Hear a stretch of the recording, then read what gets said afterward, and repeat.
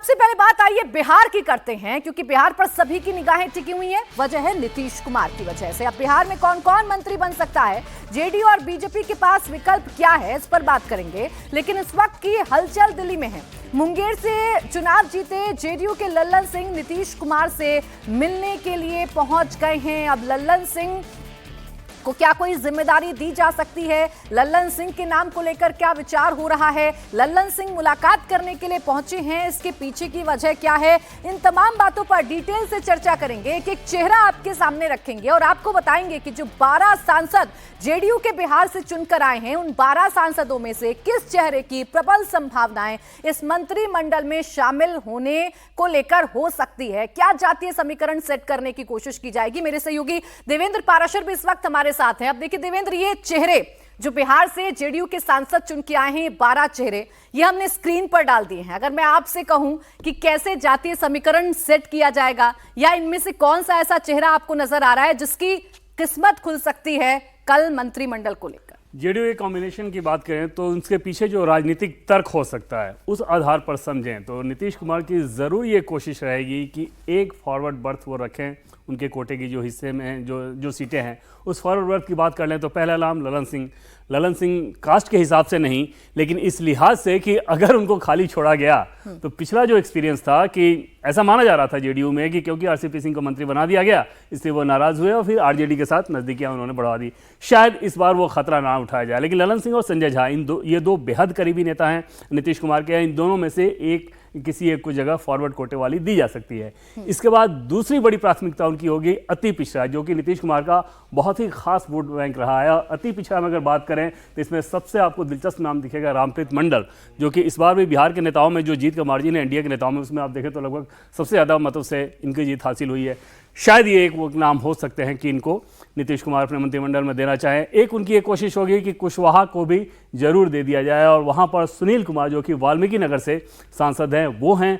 और एक दिलचस्प नाम जो कि जिसके बारे में मुझे लगता है कि बीजेपी के नेता भी वो चाहेंगे कि हाँ उस चीज़ को कर दिया जाए, वो राज्यसभा के सांसद हैं रामनाथ ठाकुर, यानी कि स्वर्गीय कर्पूरी ठाकुर जिनको अभी अभी भारत रत्न दिया गया है, उनके बेटे हैं रामनाथ ठाकुर और उनको एक जगह दी जा सकती है। तो इन 3-4 नाम में से ही नीतीश कुमार अपने मंत्रिमंडल को फाइनल करेंगे ऐसा लग रहा है। और जेडीयू के नेताओं से बातचीत करें तो इन्हीं नामों को लेकर वो सामने आए हैं। दिनेश चंद्र यादव सीनियर नेता है, पहले भी मंत्री रहे हैं, बार ये सांसद हैं, तीसरी बार सांसद होंगे, लेकिन यादव जेडीयू मंत्री बनाए इस बात की संभावना कम लग रही है। अच्छा, पहले वैकेंसी की अगर बात कर लें उसके बाद चेहरे के हिसाब से बात करेंगे। कितनी वैकेंसी फिलहाल नीतीश कुमार के पास है, कितने पद वो भर सकते हैं, कितने मंत्री वो दे सकते हैं अपने कोटे से, कैबिनेट और राज्य मंत्री? उनकी एक कोशिश रहेगी कि जो कोशिश रहेगी नहीं, एक कोशिश है कि कम से कम एक कैबिनेट मंत्री और 3 राज्य मंत्री उनको जरूर मिले। और उसके पीछे वजह यही है कि जो कास्टवार कॉम्बिनेशन है उसकी वो भरपाई कर सके। आपको याद होगा कि पिछली बार आरसीपी सिंह से पहले वाले मंत्रिमंडल में जब उनको एक मंत्री पद दिया जा रहा था तो उन्होंने ये कहते हुए मना कर दिया था कि अगर मैं किसी एक कास्ट के व्यक्ति को भेजूं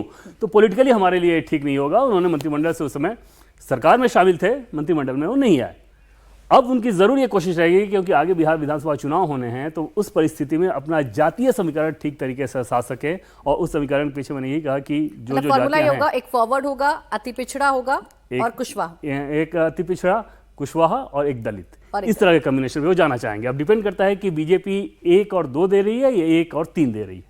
यानी सभी को हिस्सेदारी नीतीश कुमार देने की कोशिश करेंगे। अब देखिए 12 सांसद तो हमने आपको स्क्रीन पर दिखाए, एक एक नाम की हमने चर्चा की, आपको बताया कि किसकी संभावनाएं हैं।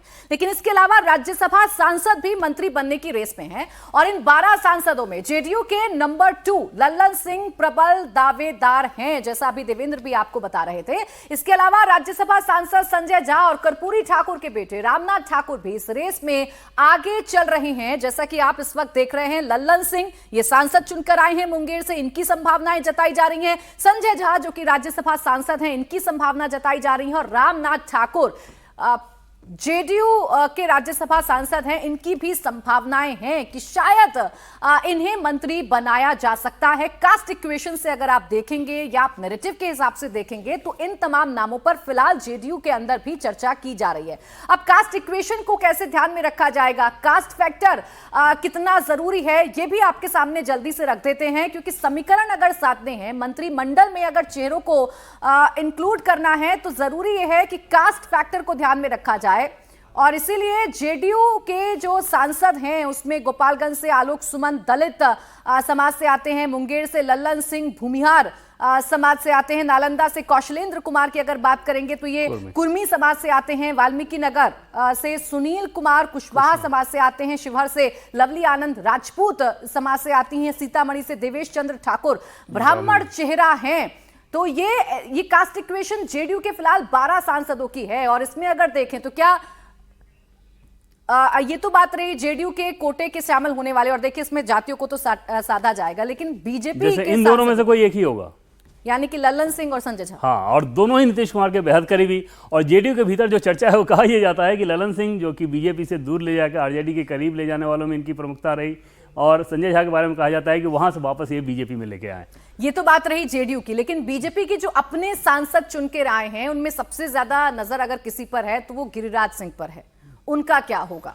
भूमिहार कोटे से देखें तो भूमिहार कोटे से एक मंत्री होना ही होना है बीजेपी में, और उसमें सीनियरिटी के हिसाब से देखें और पार्टी के शीर्ष नेताओं के साथ उनके इक्वेशन के हिसाब से देखें और मंत्री के हिसाब से परफॉर्मेंस को लेकर अगर देखें तो ये तीनों चीज़ उनके फेवर में जाती है। और उस लिहाज से जो पहला प्रमुख नाम रहेगा वो गिरिराज सिंह का रहेगा। दूसरे जो भूमिहार हैं वहाँ से वो हैं विवेक ठाकुर, जो कि राज्यसभा में ऑलरेडी थे, अभी भी उनका कार्यकाल बाकी था, बावजूद इसके नवादा से पार्टी ने उनको लड़ाया है। जाहिर तौर पर ऐसा समझा जा सकता है कि पार्टी ये संकेत दे रही है कि आगे भूमिहार चेहरे के तौर पर पार्टी उनको आगे लेके आ रही है, जो कि डॉक्टर सीपी ठाकुर के बेटे हैं।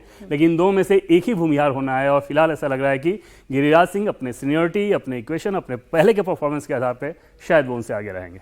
अच्छा, देखिए नीतीश कुमार की लगातार बैठकें चल रही हैं, अपने सांसदों के साथ भी वो बैठक कर रहे हैं। जेपी नड्डा से भी उनकी मुलाकात हुई थी। एक कैबिनेट और 2 राज्य मंत्री का जो फॉर्मूला है वो अब जरूर आगे रखा जा सकता है, और उसी के हिसाब से तमाम जातीय समीकरणों को सेट करने की कोशिश की जा रही है।